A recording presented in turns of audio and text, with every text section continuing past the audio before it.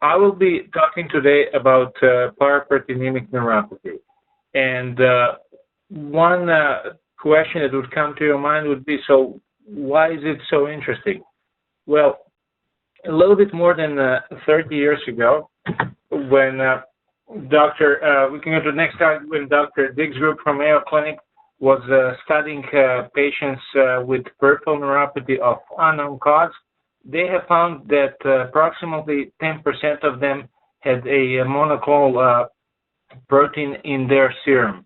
And actually, that similar number held on in other studies afterwards.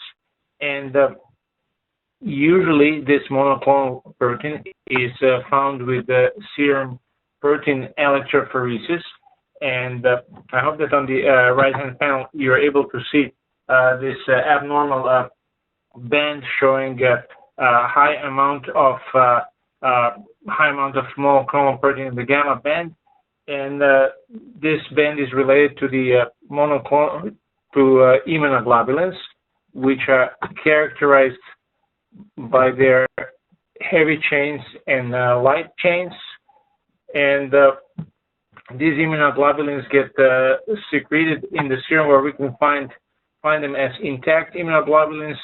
We can also find sometimes free light chains, or any combination of intact immunoglobulins and free light chains. And the composition of immunoglobulins is important because while IgG heavy chain is the most common with monoclonal gammopathies of all etiologies, actually patients with paraproteinemic neuropathy more often have IgM heavy chain isotype. And in this group of patients with the IgM heavy chain isotype, 50 to 70% of them will have anti-nerve antibodies targeting peripheral nerve antigens, most commonly myelin-associated glycoprotein. Additionally, as we age, monoclonal gammopathy is increasingly common.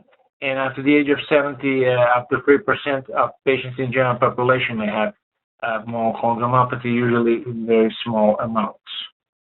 Most common, this monoclonal protein is associated with the monoclonal gammopathy of unknown significance.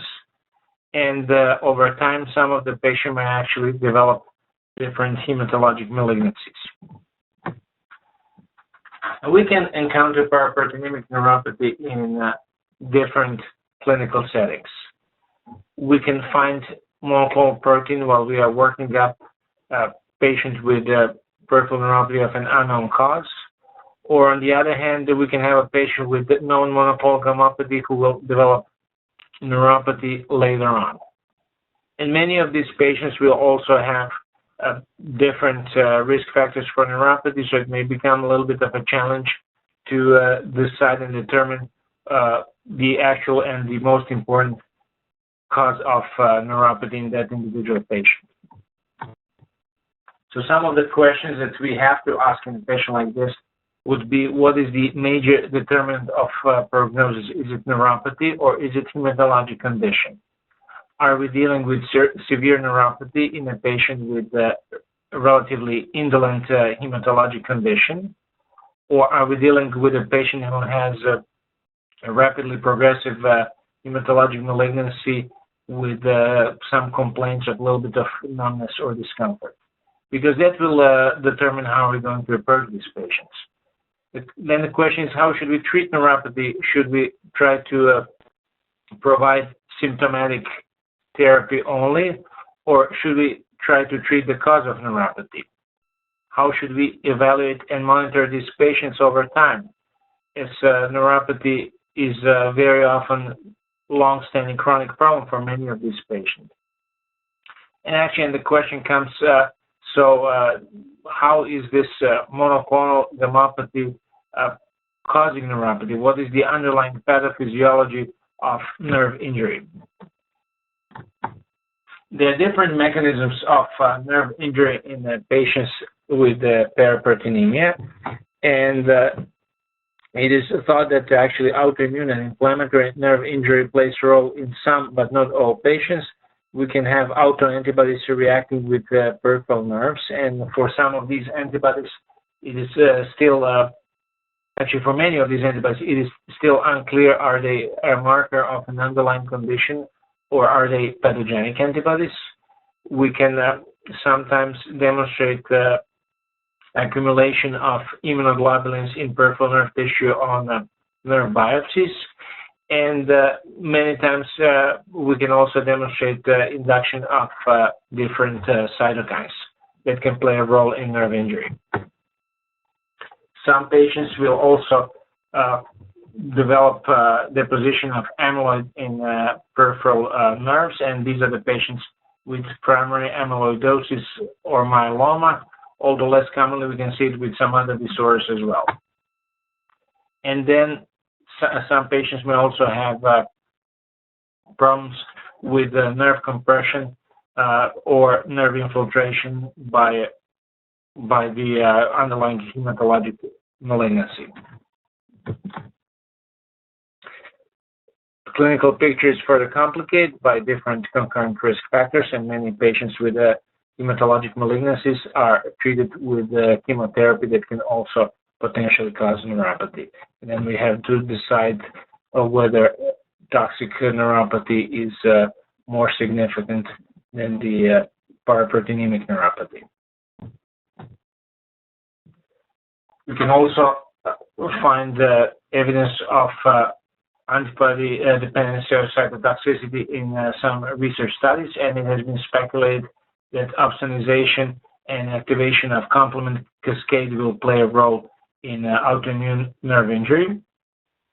And a role has been proposed also with for interference with nerve impulse propagation and neuromuscular transmission, and one of the examples of this would be the patient with monoclonal gammopathy and multifocal neuropathy with autoantibodies targeting GM1 antigen.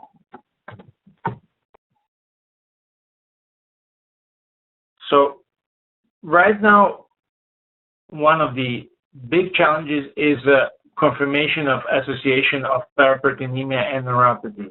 And as I have just previously mentioned, you can find monoclonal gammopathy very commonly in elderly patients.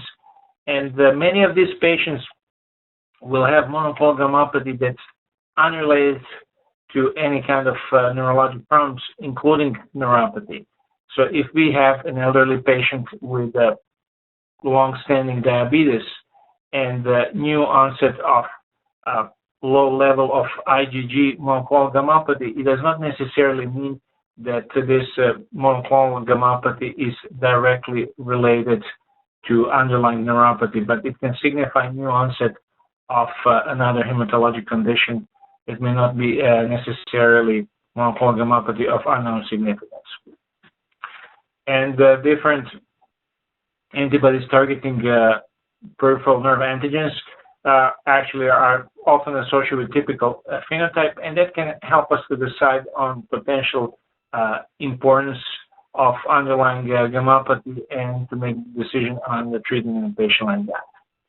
Some of the antibodies actually have typical immunoglobulin heavy chain isotypes. So in patients with anti-MAG antibodies, these patients always have IgM heavy chain isotype.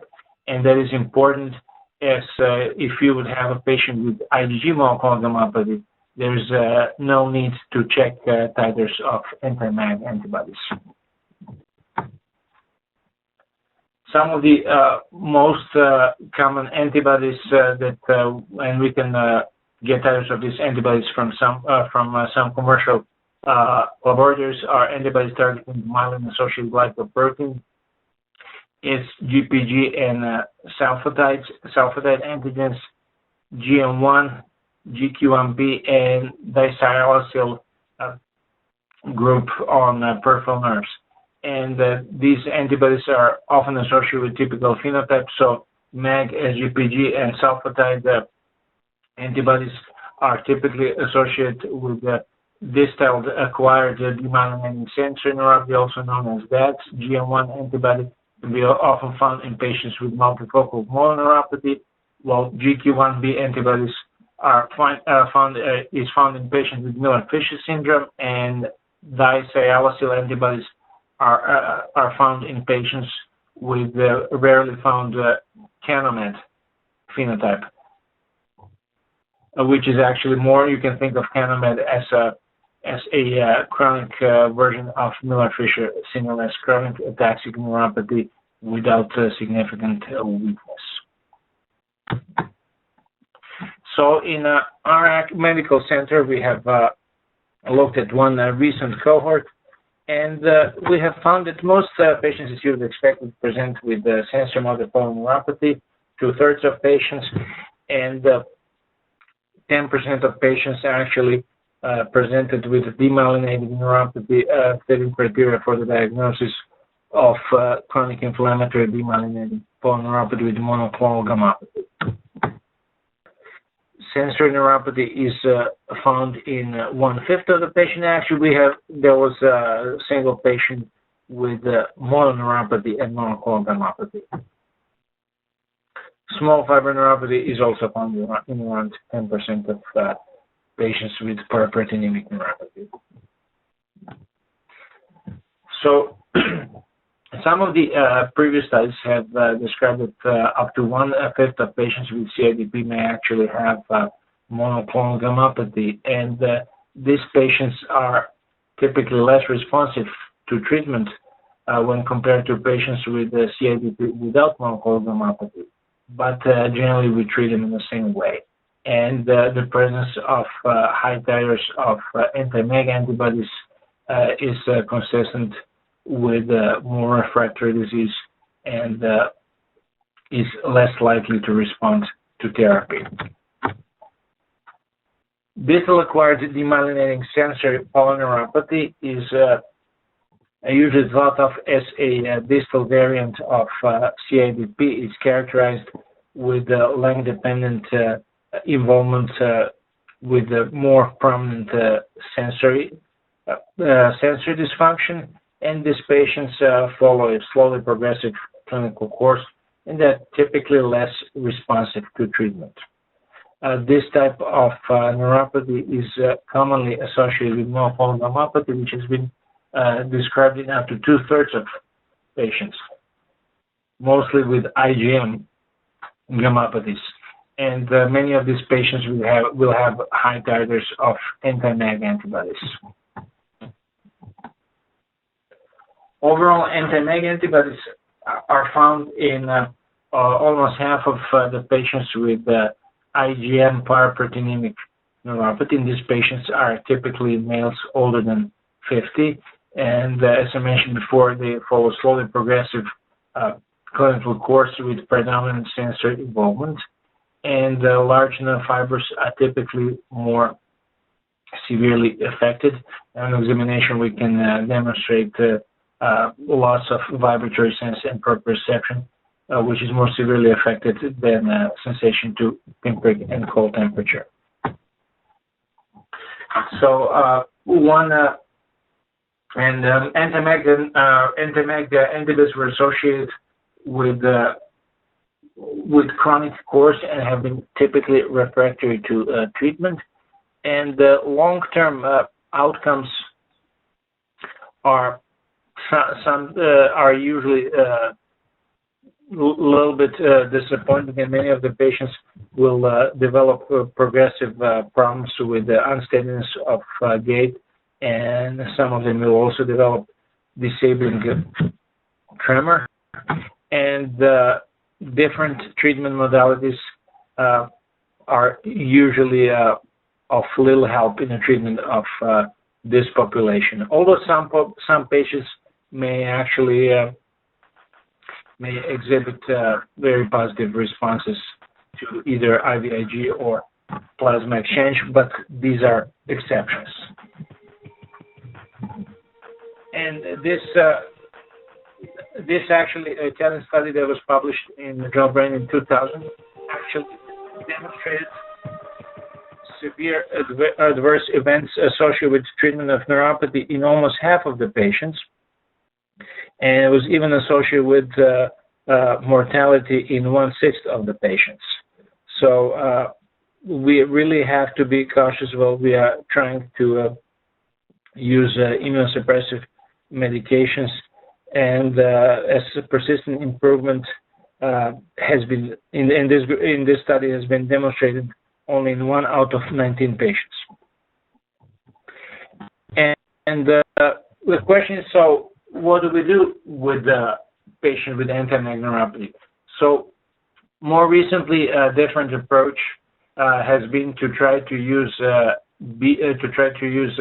targeted therapy and to try to suppress B cells producing the antibodies with the monoclonal antibody with the rituximab, which targets CD20 antigen, which is found on B cells, except for pro-B cells and mature plasma cells. And rituximab is a chimerized human murine monoclonal antibody, has been approved for treatment of lymphoma and rheumatoid arthritis. And it reduces the number of circulating B cells by 98% and reduces IgM antibodies by almost 50%. It has been used off-label for treatment of IgM-associated neuropathy, for treatment of neuromyelitis optica, and for treatment of refractory cases of myasthenia gravis.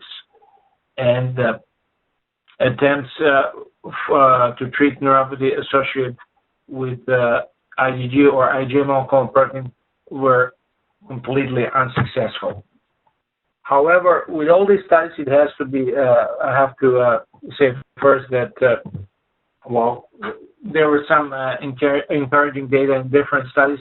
We still don't have a definite evidence of symptomatic benefit in randomized studies.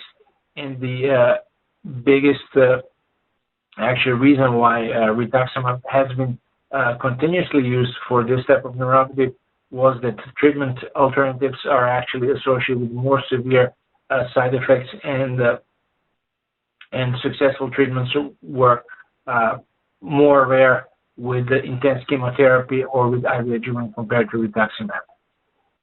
Additionally, there were few patients that have actually worsened the treatment of rituximab, and the question is, and question remains, so if patient does show a positive response to rituximab, how often should we treat them? Should we treat them every 6 months? Should we treat them as needed? Once when they start getting worse, should we retreat them again? Are we allowed to combine rituximab with other immunosuppressive medications? And that opens the question of increased risk of opportunistic infections and other side effects, and we have to be very cautious with that. However, some studies did provide some encouraging data, although this was far from definite. So as you can see in this study that was published by Dr. Dalakis' group, they have demonstrated improvement in INCAT disability scores in patients treated with rituximab, and the time to walk 10 meters has decreased in a group of patients that were treated with rituximab. And this went along with the drop in total IgM levels and drop of the titers of anti-MAG antibodies. Other groups have also demonstrated clinical improvement in patients with patients treated with rituximab. Although the question of use of rituximab in this population remains open. Rituximab has been on the market for a while, and multiple other CD20 antibodies have been at the different stages of clinical development, and we can also ask the question whether these antibodies will be more effective in treatment of IgM-associated neuropathies, or will they be associated with more significant side effects? And clinical studies have been planned to determine whether these antibodies would become an appropriate clinical option treatment of these patients. Another phenotype of neuropathy associated with monoclonal gammopathy is CANOMAD, which stands for chronic ataxic neuropathy associated with ophthalmoplegia, monoclonal gammopathy, presence of cold agglutinins and diacylsyl antibodies. And this is usually thought of as a chronic variant of Miller-Fisher syndrome with a slowly progressive relapsing course. And all these clinical features often don't start at once, and it has been reported that paraproteinemia and ophthalmoplegia may actually lag by several years after the onset of other symptoms. These patients usually have IgM monoclonal protein with either kappa or lambda light chains. And a few patients have been reported with variable responses to IVIG, rituximab, or plasma exchange. Multifocal motoneuropathy is often associated with elevated titers of GM1 antibodies, but monoclonal gammopathy is relatively rare in this population. However, there are a few cases of hematologic malignancies that were associated with motoneuropathies and high titers of GM1 autoantibodies.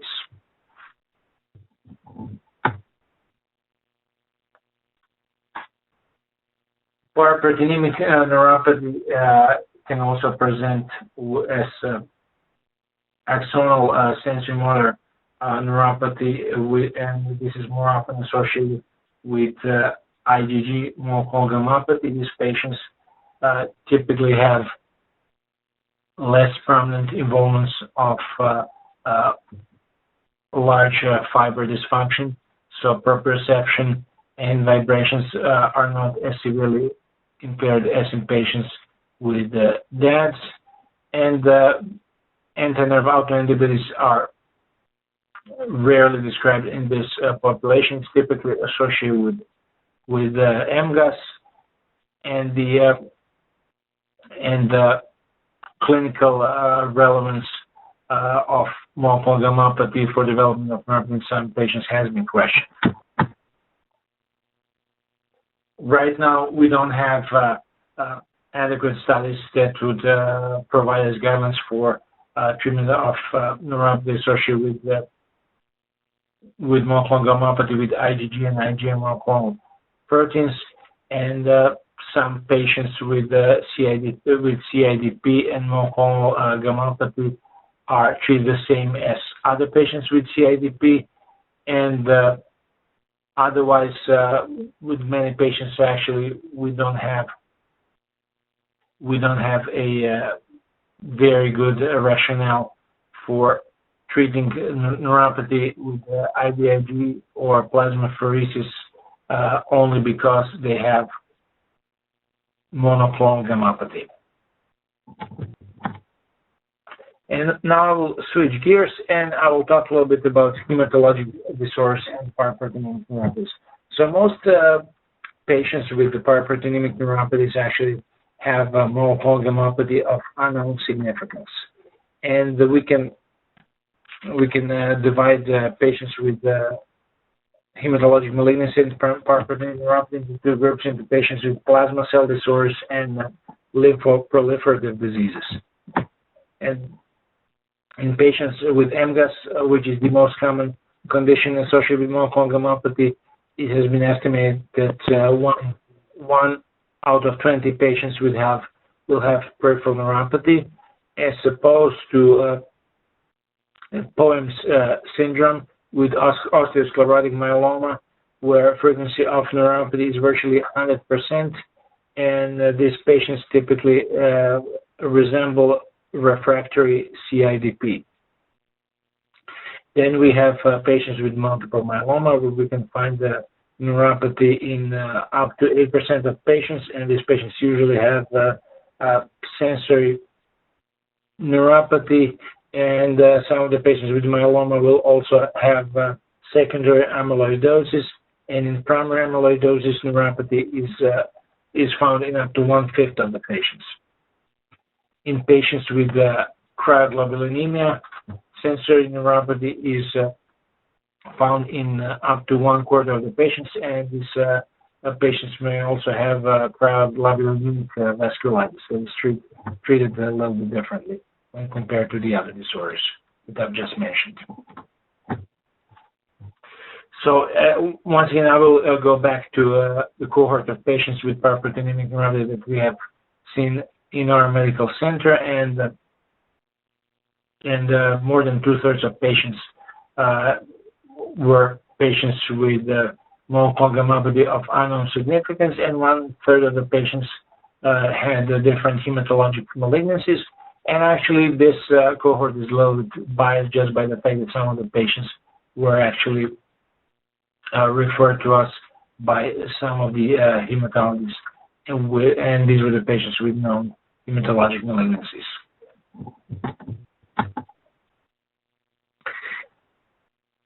The different hematologic disorders are also associated with some relatively typical phenotypes, and most patients with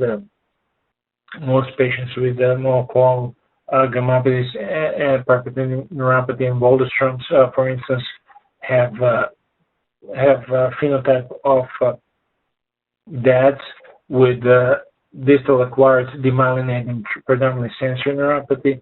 We can see a similar clinical picture in most patients with IgM.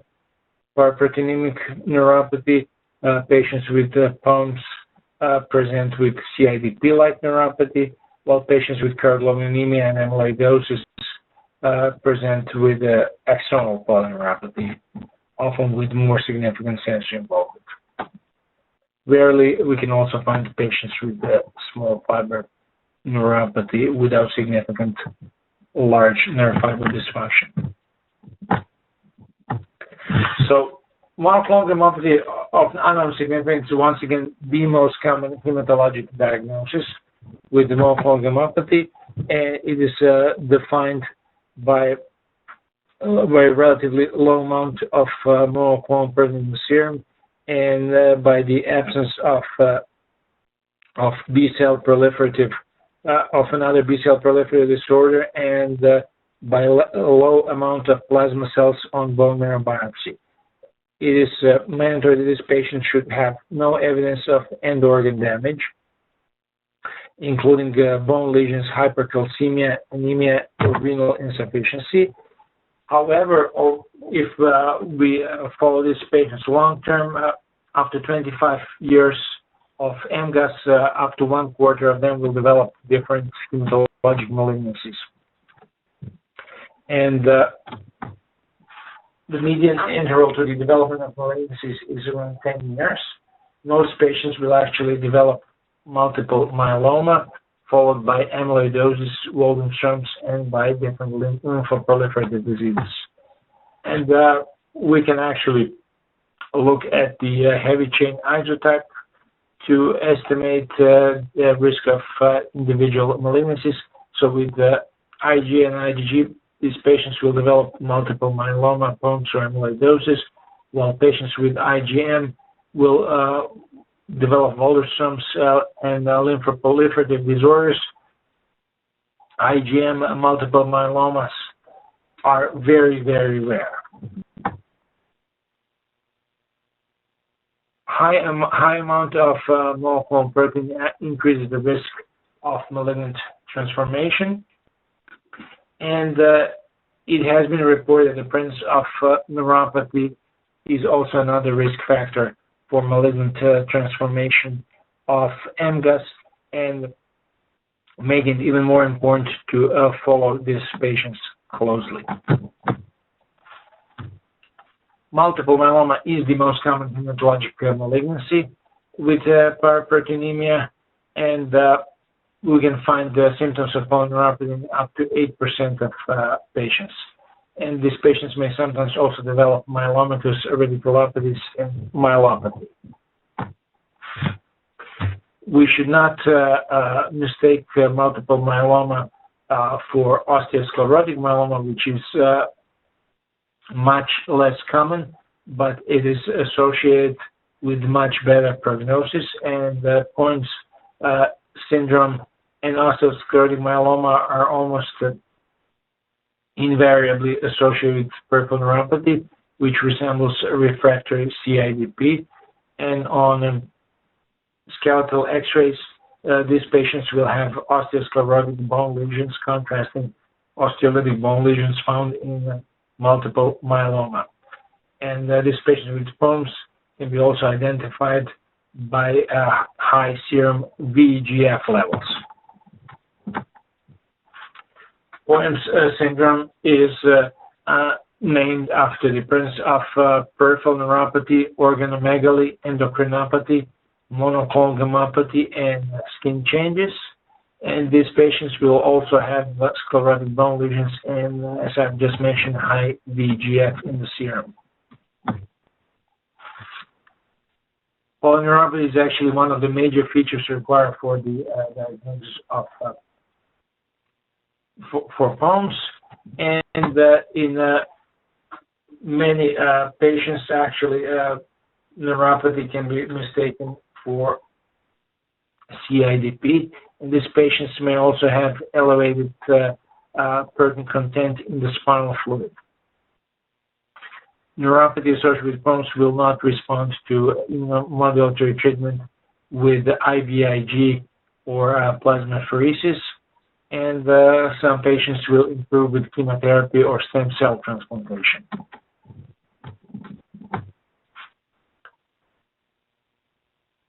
Primary amyloidosis is another hematologic disorder that can be associated with neuropathy and monoclonal gammopathy. And neuropathy is manifested in up to 1/5 of the patient. It manifests with dysautonomia and frequent loss of sensation to pain and temperature. These patients may also develop cardiomyopathy due to cardiac deposition of amyloid.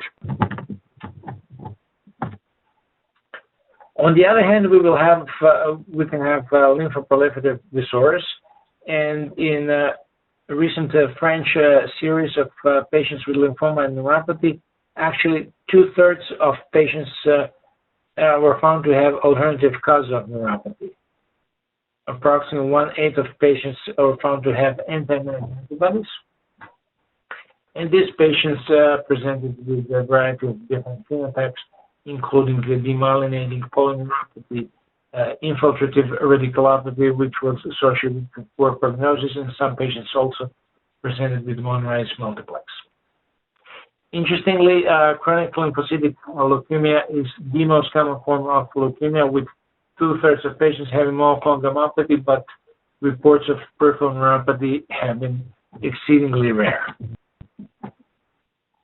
On the other hand, Waldenstrom's macroglobulinemia associated with high levels of IgM, monoclonal gammopathy is associated with neuropathy in up to 1/2 of the patients, and many patients will also have autoantibodies targeting sulfatide or MAG antigens.